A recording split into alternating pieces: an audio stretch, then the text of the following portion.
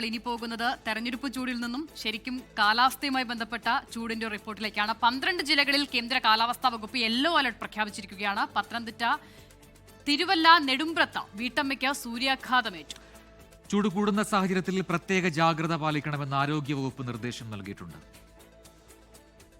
ഇടുക്കി, വയനാട് ഒഴികെയുള്ള 12 ജില്ലകളിലാണ് yellow alert പ്രഖ്യാപിച്ചത്. പാലക്കാട്, കൊല്ലം ജില്ലകളിൽ താപനില 38 ഡിഗ്രി സെൽഷ്യസ് വരെ ഉയർന്നു.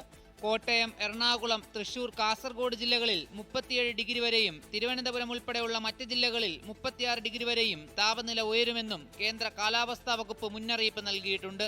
സാധാരണയേക്കാൾ 2 മുതൽ 3 ഡിഗ്രി വരെ കൂടുതൽ താപനിലയാണ് പലയിടങ്ങളിലും രേഖപ്പെടുത്തുന്നത്.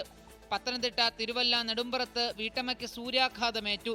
നെടുമ്പ്രം മുണ്ടുപറമ്പിൽ സ്വദേശി സിന്ധുവിനാണ് പുത്തൻകാവ് ദേവീക്ഷേത്രത്തിൽ പൊങ്കാലിടുന്നതിനിടെ സൂര്യാഘാതമേറ്റത്. പൊങ്കാല ഇടാൻ പോയി. അവിടെ ചെന്നപ്പോൾ നല്ല വെയിലുണ്ടായിരുന്നു. വെയിൽ ചൂട് കൂടുതലായിരുന്നു.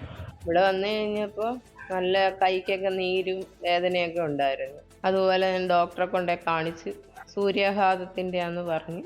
സംസ്ഥാനത്ത് ചൂട് കൂടുന്നതിൽ ജാഗ്രത പാലിക്കണമെന്ന് അധികൃതർ മുന്നറിയിപ്പ് നൽകിയിട്ടുണ്ട്.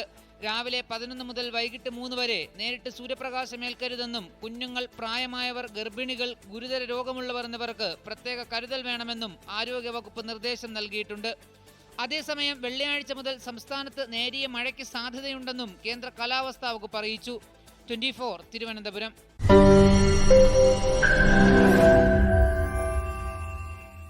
ലോകത്തെവിടെയായാലും ഏത് സമയത്തും 24 വാർത്തകളും ഓഗ്മെന്റഡ് റിയാലിറ്റി പാക്കേജുകളും എക്സ്പ്ലെയിനറുകളും വിശദമായി കാണാൻ ഞങ്ങളുടെ യൂട്യൂബ് ചാനൽ നിങ്ങൾക്ക് സബ്സ്ക്രൈബ് ചെയ്യാം.